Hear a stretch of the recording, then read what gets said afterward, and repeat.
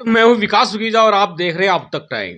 दोस्तों, कल आपने करनाल के सेक्टर 12 में गोल्डन मूवमेंट का पानी का कनेक्शन और सीवरेज का कनेक्शन काटने आई हुड्डा की टीम का जलवा देखा था। आपने जलवा इसलिए कह रहा हूं क्योंकि हुड्डा विभाग 5 साल के बाद सोए सोए जागा था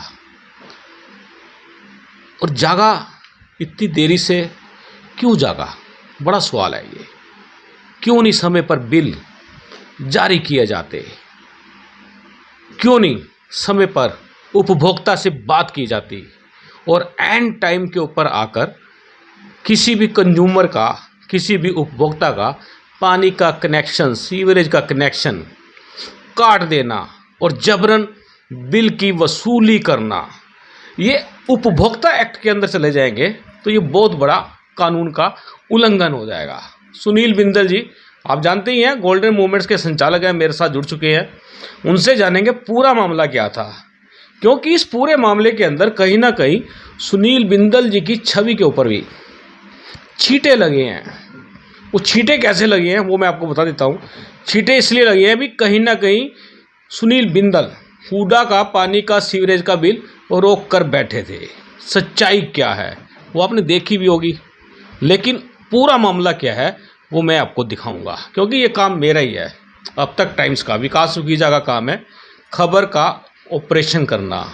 बिंदल जी, आपका अब तक टाइम्स पे बहुत स्वागत है। अब तक टाइम्स के सभी दर्शकों को मेरा हृदय से नमस्कार व आभार।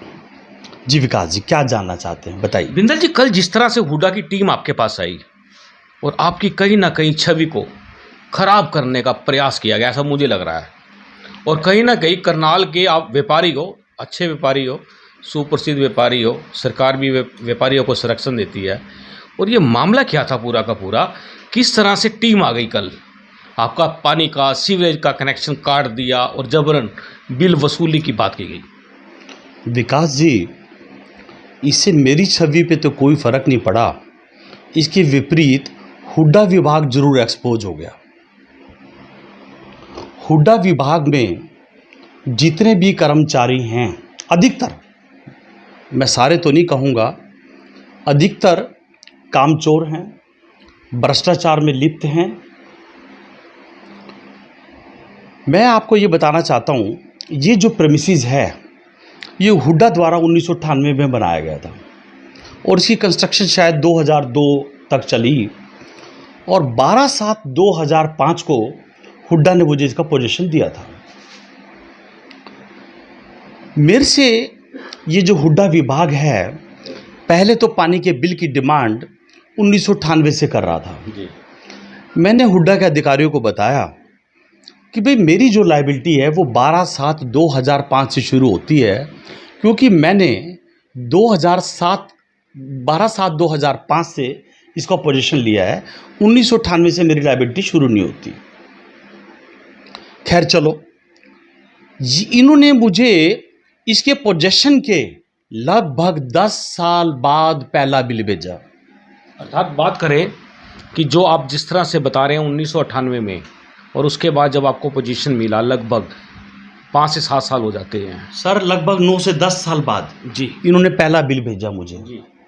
और बिल नहीं भेजा। पोजीशन कब मिला आपको? 12/7/2005। 12, वही कह रहा हूँ, 1998 से 2005, 7 साल का तो बनता ही नहीं है, तो उसका भी इन्होंने बीच में इंक्लूड कर लिया। और उसके बाद उसके 10 साल बाद आपको बिल भेजा। कहाँ सोया हुआ था हुड्डा? ये तो आप हुड्डा के अधिकारियों से ही पूछो, उनका काम है कुर्सी तोड़ने का। और भ्रष्टाचार में ये विभाग ऊपर से नीचे तक लिप्त है, कामचोर है। पूरे हरियाणा में यदि कोई विभाग भ्रष्टाचार के मामले में पहले नंबर पर आता है तो वो हुड्डा विभाग है। मुझे ये कहने में कोई कोताही नहीं है, अधिकतर यहाँ के जो कर्मचारी है भ्रष्टाचार में लिप्त हैं। बिंदल साहब, एक सवाल उठता है, मान लो हुड्डा ने आपको बिल नहीं भेजा, आपने संपर्क किया उस दौरान? क्योंकि आपके हर आदमी के, उपभोक्ता के मन में खटका रहता है, मेरा बिल नहीं आया, बिजली का बिल नहीं आया, पानी का बिल नहीं आया, सीवरेज का बिल नहीं आया, कहीं कट ना जाए। आपने संपर्क किया था उनसे? सर, मैंने इस विषय में कोई संपर्क नहीं किया। मेरे पास तो पानी का अपना इंतजाम है, हुड्डा के पानी से मेरा गुजारा नहीं चलता हुड्डा तो 1 घंटा सवेरे पानी देता है, 1 घंटा शाम को पानी देता है। मेरी जितनी पानी की रिक्वायरमेंट है वो हुड्डा विभाग से पूरी नहीं होती। और मेरे यहाँ जो पानी का इंतज़ाम है वो हुड्डा ने जब ये बिल्डिंग कंस्ट्रक्शन करी थी तभी से है। मैं उसी इंतज़ाम के माध्यम से पानी ले रहा हूँ। तो पानी आपका अपना चल रहा है, कनेक्शन उन्होंने सीवरेज का भी काटा है? नहीं, मेरा उन्होंने कोई कनेक्शन नहीं काटा, पर वो कल काटने आए थे। इनफैक्ट क्या है, मैंने जब इन्होंने पहली बार बिल भेजा, मैंने इसमें पार्ट पेमेंट जमा करवा दी और साथ ही मैंने इनको एक पत्र लिखा कि कृपया मुझे इसका ब्रेकअप दिया जाए। मैंने इनसे ये कहा कि 12/7/2005 से लेके आज तक का मुझे ब्रेकअप दिया जाए मंथ वाइज, वाटर का अलग और सीवरेज का अलग। और मैंने इनसे ये कहा कि जैसे ही आप ब्रेकअप देंगे मैं आपको तुरंत पेमेंट करवा दूंगा। इन्होंने लगभग मेरे से पार्ट पेमेंट 3 लाख रुपए ले भी ली। अभी ये मेरे पास विकास जी 23 तारीख को आए थे, 23 इसी महीने की 23 अगस्त को, और 23 अगस्त को ही मैंने एक इनको चिट्ठी लिखी, उसी दिन जिस दिन ये मेरे पास नोटिस लेके आए। मैंने इस पत्र के माध्यम से इनसे प्रार्थना करी कि भाई मैं आपके पैसे देने को तैयार हूं, पर कृपया मुझे इसका ब्रेकअप तो दिया जाए। मैं इससे पहले भी इनको अनेकों पत्र लिख चुका हूं। इनफैक्ट क्या है, हुड्डा विभाग कभी बिल नहीं भेजता, सिर्फ नोटिस भेजता। आप ये देखिए, जब जब ये मुझे नोटिस भेजते हैं ना, मैं इस नोटिस पे ये लिख देता हूँ। इस नोटिस पे मैंने लिखा है, रिस्पेक्टेड सर, नमस्कार, the possession of our premises was delivered on 12/7/2005. This premises was constructed by the Hooda. While construction of the building, Hooda has not paid any water and sewerage charges, so it may be included in your bill. So please provide the breakup from 12/7/2005 so that we can verify and we will pay the entire bill immediately.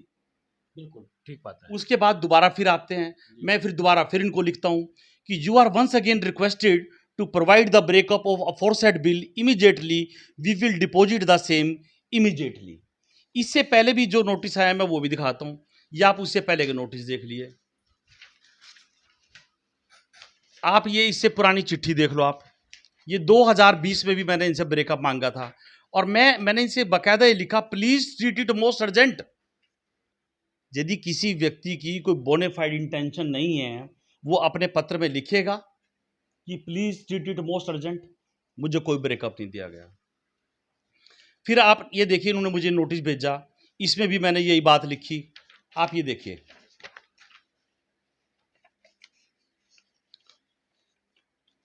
Please provide the breakup. पत्राचार जारी रहा। ये देखिए, please provide the breakup, please provide the breakup.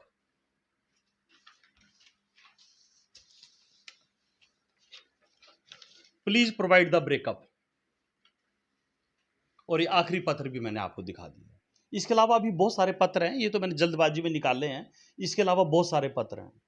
बिंदा साहब, लगता क्या है कि काफी लोगों के बिल पेंडिंग है, जिस तरह से बता रहे थे कल, एक्शन खुद बता रहे थे कि काफी लोगों के पेंडिंग है, रिकवरी है, काफी करोड़ों रुपए की रिकवरी है, और सरकार कहती है हमारे पास पैसे ही नहीं है, डिपार्टमेंट रिकवरी कर नहीं रहा है, और उन लोगों को मजबूर कर रहा है जिनसे कहीं ना कुछ इंटेंशन हो सकता है। आपने भी बताया था कि इंटेंशन होगी थी।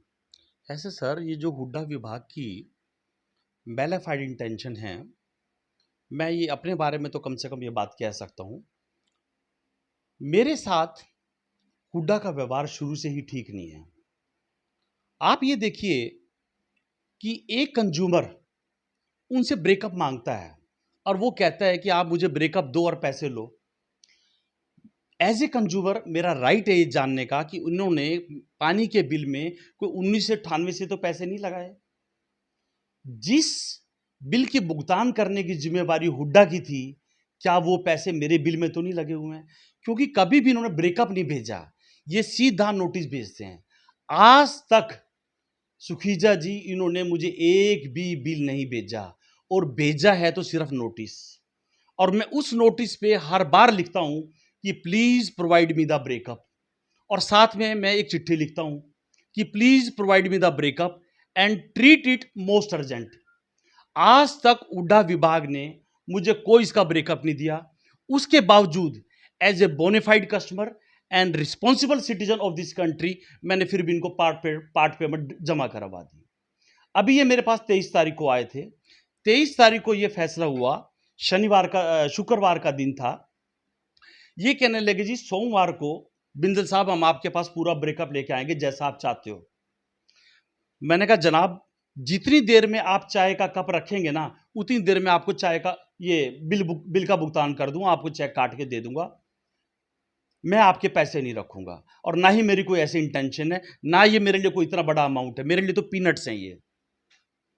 पर मेरा ये अधिकार तो है ना जी ये जानने का कि इसका ब्रेकअप क्या है। इन्होंने बिंदु साहब बड़ा सवाल उठता है यहाँ पर, इतने नोटिस आपको भेजे, कभी आपने उपभोक्ता अदालत में जाने की कोशिश की? सर मैं क्यों जाऊंगा जब मैं इनसे ब्रेकअप मांग रहा हूं? मुझे तो ब्रेकअप चाहिए। यदि मुझे ब्रेकअप में कोई गलती मिलेगी तभी तो मैं कंज्यूमर कोर्ट में जाऊंगा। अब जिस मैंने तरह तो से पार्ट कह रहे पेमेंट जमा भी करवा दी। अब जिस तरह से कह रहे 1998 से लेकर 2005 तक का इन्होंने बिल आपके अकाउंट्स में जोड़ दिया है। सर वो तो हुड्डा की लाइबिलिटी थी, वो मेरी लाइबिलिटी नहीं थी। वो हुड्डा जाने और हुड्डा का ये विभाग जाने, वो उनका इंटरनल लेन देन है। मुझे तो ये कहते हैं कि आपका पानी का और सीवरेज का कनेक्शन इलीगल है। मैं आपके माध्यम से एक बात पूछना चाहता हूं, जब ये प्रीमिसेस हुड्डा ने बना के दिया तो ये पानी और सीवरेज का जो कनेक्शन है मेरा इलीगल कैसे हो सकता है? हुड्डा ने मुझे पानी और सीवरेज का कनेक्शन लगा हुआ बिल्डिंग बेची है, बताओ मेरा कैसे इलीगल है? इस विभाग को शर्म आनी चाहिए। ये अनऑफिशियली कहते हैं कि सुनील जी कुछ ले लो दे लो और हम आपका कनेक्शन लीगल कर देते हैं। अरे मैंने कहा भाई लीगल तो तुम तब करोगे ना जब मेरा इलीगल हो। मैंने तो हुड्डा से बनी हुई बिल्डिंग ली है तो मेरा तो कनेक्शन लीगल है। तो उसमें जो आपने जब हुड्डा से लिया तो वो जो आपने ओनरशिप आपके नाम आ गई, तब वो कनेक्शंस वगैरह सब ट्रांसफर हुए या उन्हीं के नाम से चल रहे हैं? नहीं सर वो तो हमारी कंपनी के नाम से ही है। जी। हाँ वो ट्रांसफर उसी समय हो गए थे? सर मेरे को तो उन्होंने बिल्डिंग ट्रांसफर करी, को पानी का मीटर थोड़ी ट्रांसफर होता है जब उसमें बिल्डिंग उसमें लिखा जाता होगा अभी पानी का कनेक्शन इंक्लूडिंग है, सीवरेज का ऐसा है, बिजली का बिल है। नहीं नहीं हुड्डा के स्पेसिफाइड लेटर ऑफ अलॉटमेंट और पोजेशन लेटर्स होते हैं, पोजेशन सर्टिफिकेट होते हैं, उनमें ऐसी कोई जानकारी नहीं होती। ये जो आप बात कर रहे हैं जब प्राइवेट लोग कोई सेल परचेज करते हैं तब ये ऐसी बातें लिखी जाती हैं। सरकारी विभाग में ऐसी कोई टर्म एंड कंडीशन नहीं है। नहीं है। तो बिंदु साहब वो क्या मामला था जो आपके यहाँ पर आए थे एक्सचेंज साहब फंक्शन के लिए? अभी वो कोई क्या? लगभग 15-20 दिन पहले ये जो एक्शन है धर्मवीर जी मेरे पास किसी व्यक्ति के साथ एक फंक्शन बुक कराने आए। मेरे से कहने लगे भाई साहब हमें तो 50% की रियायत चाहिए। मैंने कहा एक्सचेंज साहब मैं आपको किस बात की रियायत दूं? आपने मेरे साथ कौन सी रियायत बरती? आपने मेरे पड़ोस में इलीगल नाइट मार्केट चलाई, मैंने आपको 18 रिमाइंडर लिखे। क्या आपने और क्या आपके विभाग ने कभी संज्ञान लिया? आप मुझे प्रताड़ित कर रहे हैं। आपने मेरे प्रीमिसेस के आगे 5-5 फुट खड्डे खोद दिए हुड्डा विभाग ने। बताओ मेरा कसूर क्या है? हुड्डा का अधिकारी आके बता दे कि सुनील जी आपका ये कसूर है इसलिए हमने आपके प्रांगण के आगे 5-5 फुट खड्डे खोद दिए। ये जो नाइट मार्केट लगाई स्मार्ट सिटी के द्वारा जिसका उद्घाटन मुख्यमंत्री जी ने करा, मुख्यमंत्री जी को कम से कम इतना तो पता लगा लेना चाहिए कि पब्लिक पार्किंग के अंदर नाइट मार्केट लग सकती है नहीं लग सकती। और मुख्यमंत्री जी इतनी शर्म की बात है ये कह के जाते हैं कि ये मेरा ड्रीम प्रोजेक्ट है और इसके बाद मैं 4 नाइट मार्केट और करनाल में लगाऊंगा। क्या करनाल को शराब का अड्डा चाहिए? क्या करनाल की बहु बेटियों की सुरक्षा इसमें है कि यहां नाइट मार्केट में लोग 12-12, 1-1, 2-2 बजे तक खड़े होकर शराब पिएंगे? क्या ये भाजपा की आइडियोलॉजी है?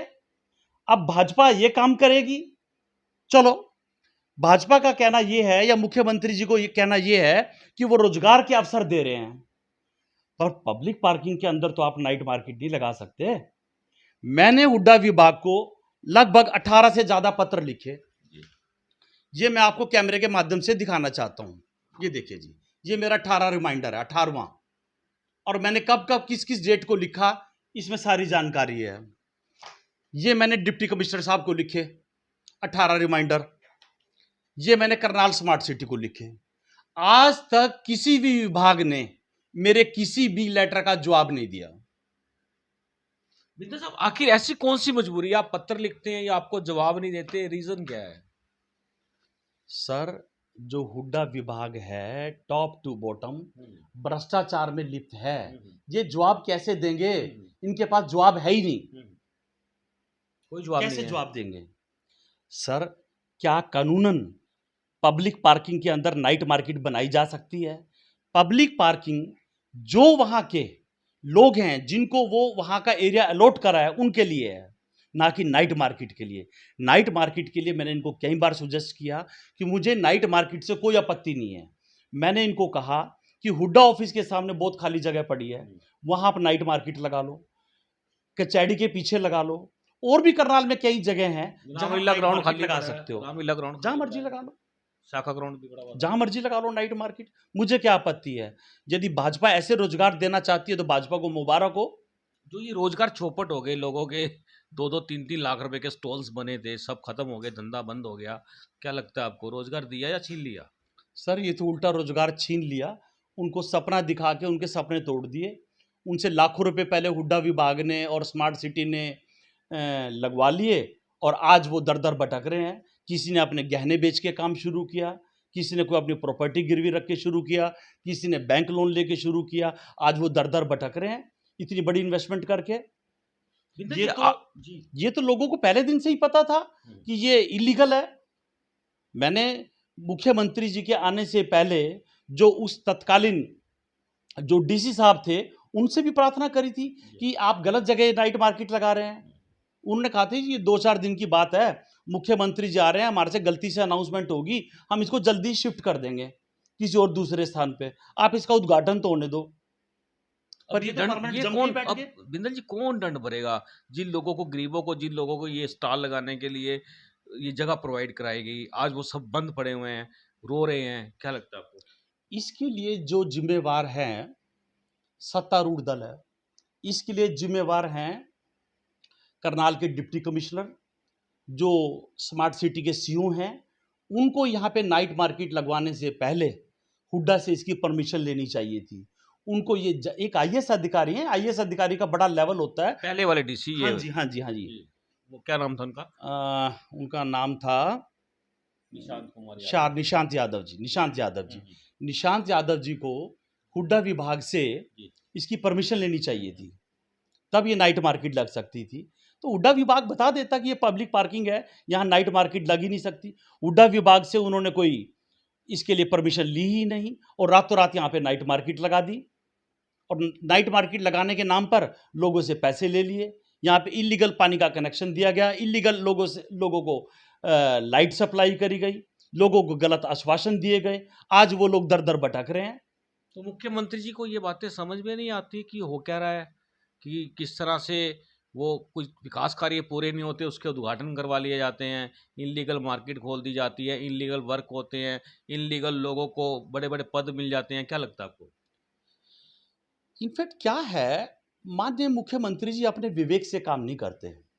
जो उनके एडवाइजर्स हैं ना जी, वहाँ भी कुछ कमी है। जो मुख्यमंत्री जी के जो एडवाइजर्स हैं या जो उनकी एडवाइजिंग कमेटी है, वो उनको ठीक तरीके से गाइड नहीं करती। और मुख्यमंत्री जी के पास अपना विवेक नहीं है, कान के कच्चे हैं। किसका विवेक है? मुख्यमंत्री जी तो सत्ता के नशे में चूर हैं। आप ये बताओ, 2014 में जब मुख्यमंत्री जी यहाँ आए, कौन जानता था? किसी ने मनोहर लाल जी का नाम सुना था? ये तो मोदी जी ने जो एक नारा दिया था, बहुत हुई महंगाई की बार, अब की बार मोदी सरकार, 2022 में हर व्यक्ति के सिर पे छत होगी, हम काला धन लाएंगे। जो मोदी सरकार ने जो जुमले छोड़े थे, उसका परिणाम था कि मनोहर जी की सरकार 2014 में आ गई, और इन्होंने कास्टिज्म के नाम पर लोगों को यहाँ पे डिवाइड किया, जाट और नॉन जाट का मुद्दा उठाया और उसको एनकैश किया। भाजपा धर्म और जात की राजनीति को करने में माहिर है।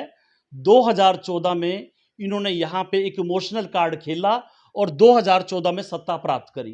उस समय आपने भी सहयोग दिया था मुख्यमंत्री जी का काफी। देखिए, मैंने जब माननीय मोदी जी को सुना, मैं मोदी जी के भाषणों से बड़ा प्रेरित हुआ। मोदी जी ने कहा कि देश में अच्छे दिन आएंगे। मुझे लगा शायद कि देश में इतने साल बाद कोई व्यक्ति आया है, शायद अब देश में कुछ बदलाव आएगा, पर वो सब जुमले ही रहे। धीरे धीरे इनकी सच्चाई पता चल गई। कोई काला धन वापस नहीं आया, डिमोनेटाइजेशन करा, इन्होंने अपने काले धन को सफेद करा। डिमोनेटाइजेशन में माननीय मोदी जी ने टीआरपी लूटने के लिए अपनी माताजी को लाइन में लगा दिया। उनकी माताजी 90 वर्ष से ज्यादा आयु की हैं। शर्म आनी चाहिए ऐसे बेटे को, जिन्होंने टीआरपी लूटने के लिए अपनी माताजी को लाइन में लगा दिया। चलिए दोस्तों, बात कर लेते हैं बिंदल जी से आखिरी सवाल। बिंदल जी, आपकी इंटेंशन क्या है? भी आपसे ऐसा व्यवहार क्यों किया जा रहा है? हुड्डा ने ऐसी कार्रवाई क्यों की? इसके पीछे राज क्या है, वो लोग जानना चाहते हैं। ये तो आप भाजपा सरकार से पूछो।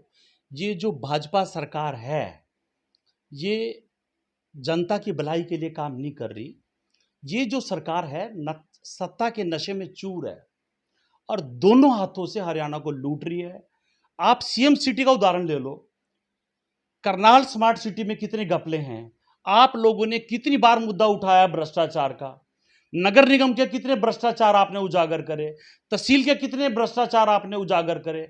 हरियाणा का मुझे कोई एक ऐसा विभाग बता दो जिसमें भ्रष्टाचार ना हो। कोई एक विभाग मुख्यमंत्री जी बता दें कि हरियाणा में यह विभाग है जहां पे भ्रष्टाचार नहीं है। और ये सरकार मैं बताना चाहूंगा जेजेपी की बसाखियों पर चल रही है। इन्होंने तो 2019 में तो जनता ने इनको निकाल दिया सत्ता से बाहर। ये तो अवसरवादी लोग हैं। ये सत्ता सुख भोगने के लिए उस पार्टी के साथ इन्होंने संधि करी, उस पार्टी के साथ कोलैबोरेशन करा जो पार्टी इनके विरोध में थी।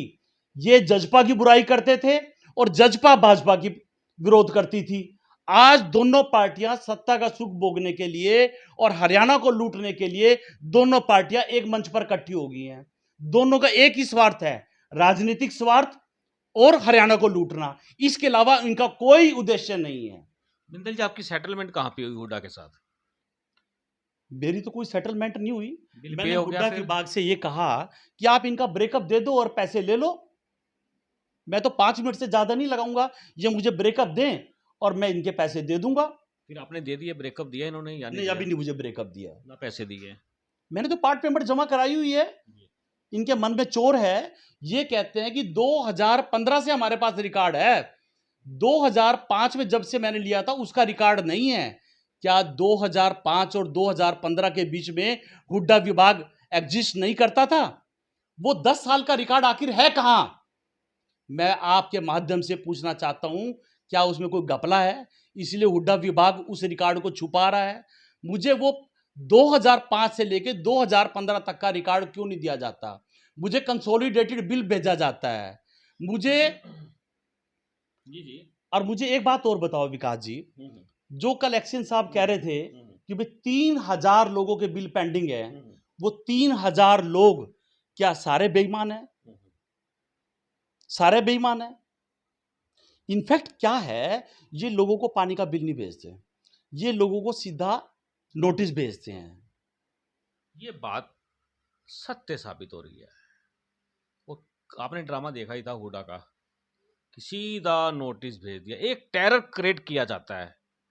नोटिस आएगा, लोग डर जाएंगे, डायरेक्ट इनडायरेक्ट तरीके से इन कर्मचारियों अधिकारियों से मिलेंगे, सेटिंग हो जाएगी, माल का बंटवारा हो जाएगा। ऐसा ही लग रहा है और ऐसा हो भी रहा है। सीधे सीधे आरोप लग रहे हैं, खुल्लम खुल्ला। कल आपने तमाशा देखा था और भाग गई हुड्डा की टीम और बिल अभी भी ब्रेकअप पे अटक चुका है। बिंदल जी, आपने हमसे बात की है। मैं एक बात जी और जी, बताना बताओ। चाहता हूं। आप ये देखिए, जो 3000 लोगों के बिल पेंडिंग है, ये लोग मीडिया ट्रायल के लिए मेरे ही यहां क्यों लेकर आए? बड़ी सोचने की बात है। 3000 लोगों का मीडिया ट्रायल क्यों नहीं किया? इसके पीछे आप इनकी मंशा समझते हैं? आप बताओ, मैं आपसे पूछ रहा हूँ। मैं आम आदमी पार्टी का एक निष्ठावान कार्यकर्ता हूं। मैं आम आदमियों की नीतियों से बहुत प्रभावित हूं। मैं केजरीवाल जी के दिल्ली मॉडल से बहुत प्रभावित हूं। दिल्ली में जो केजरीवाल जी ने शिक्षा के क्षेत्र में, स्वास्थ्य के क्षेत्र में जो काम किया है, मैं उससे बहुत प्रभावित हूं। मैं जो केजरीवाल जी का एजेंडा है उसको हरियाणा में आगे बढ़ा रहा हूं। ये मुझे रोकना चाहते हैं। आज मेरे यहाँ एक आम आदमी पार्टी का कार्यक्रम था, ये लोग चाहते थे कि वो कार्यक्रम ना हो, इसलिए कल ये मेरा कनेक्शन काटना चाहते थे और ये एक राजनीतिक षड्यंत्र था। मैं आपके सामने आरोप लगा रहा हूं कि ये राजनीतिक षड्यंत्र था। जब हुड्डा विभाग के अधिकारी ये कह के जाते हैं कि हम सोमवार को आपके पास आएंगे और आपके पास ब्रेकअप लेके आएंगे और मैं ये कहता हूं कि मैं आपको इमीडिएटली पेमेंट कर दूंगा, तो ये शनिवार को मीडिया ट्रायल के साथ अपने करनाल ब्रेकिंग न्यूज के मिड्डा जी को क्यों लेकर आए? क्या वो उन 3000 लोगों का भी मीडिया ट्रायल करेंगे? क्या हुड्डा विभाग उन 3000 आदमियों की लिस्ट जारी करेगा? उन 3000 आदमियों में कितने सरकारी संस्थान हैं, कितने पुलिस स्टेशन हैं, कितने नगर निगम हैं, कितने हरियाणा सरकार के ऑफिसेज हैं जिनके वो बिल पेंडिंग है? क्या ये हुड्डा विभाग बताएगा? बिंदु साहब, पत्रकार के पास सूचना आती है, जिसके पास पहले आती है वो पहले पहुंच जाता है, चाहे बेशक मिड्डा जी हो या अन्य हो, वो पहुंच जाते हैं। बट क्या हुआ कि पूरा मीडिया ट्रायल तो बना है वहां पर, वो बनना भी चाहिए था। हुड्डा की पोल खुली है, इसमें क्या दिक्कत है? नहीं, मुझे बड़ी खुशी है। हुड्डा विभाग आया तो किसी और उद्देश्य से था, पर जो हमारे पत्रकार साथी हैं, उन्होंने जब मौके पे सिचुएशन देखी तो उनको समझ में आ गई। सत्य तो उजागर हो गया मेरा ना, नहीं है, सत्य तो उजागर हुआ। हुड्डा विभाग का है और उन्होंने साफ तौर से कहा कि भाई हुड्डा विभाग का और आपको को हवन यज्ञ कराना चाहिए, आपका 36 का आंकड़ा है। मुझे एक बात समझ में नहीं आती, मैं फिर पुनः आपके माध्यम से कहना चाहता हूं और ये चिट्ठी दिखाना चाहता हूं। हुड्डा विभाग ने मेरे प्रांगण के चारों तरफ 5-5 फुट के खड्डे खोद दिए। क्या कृपया हुड्डा विभाग और मनोहर जी की सरकार बताएगी किस वजह से मेरे प्रेमिसेस के चारों तरफ 5-5 फुट खड्डे खोद दे? यहां पे नाइट मार्केट क्यों लगाई? ये सारा काम राजनीतिक द्वेष की वजह से किया जा रहा है। ये नाइट मार्केट मुझे यहां पे डिस्टर्ब करने के लिए लगाई गई ताकि मेरे व्यापार को नुकसान हो।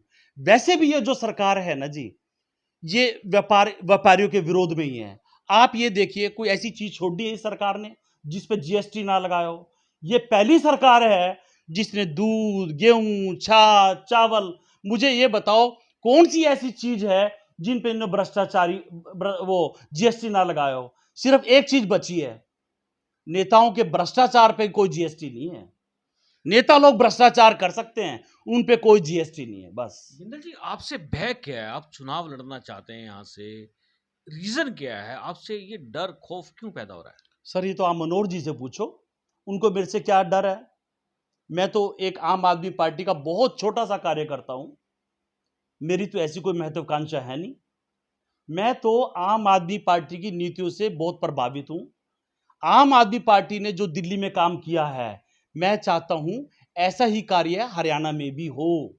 आप ये देखिए, दिल्ली में हमारे जो स्कूलों की जो स्थिति है, वो विश्व स्तर के स्कूल हैं। यदि अमेरिका के राष्ट्रपति की पत्नी आती है, वो कहती है मुझे ताजमहल नहीं देखना, मैंने दिल्ली के स्कूलों के बारे में सुना है, मैं दिल्ली के स्कूल देखना चाहती हूं। बिल्कुल दोस्तों, आपको बता दें, दिल्ली के स्कूल दिखाना चाहते हैं बिंदल जी और बड़े प्रभावित है। बिंदल जी, आपने मुझसे बात की है, बहुत बहुत धन्यवाद आपका। धन्यवाद विकास जी। आप बने रहे हमारे साथ अब तक टाइम्स पर, आपको फिर दोबारा से ले चलेंगे एक नई खबर की ओर। आप देख रहे हैं अब तक टाइम्स, मैं हूं विकास सुखीजा। नमस्कार, जय हिंद, जय Bharat. This is important for you and your loved ones. Choose a policy today from Star Health Insurance. This is important for you and your loved ones. Choose a policy today from Star Health Insurance.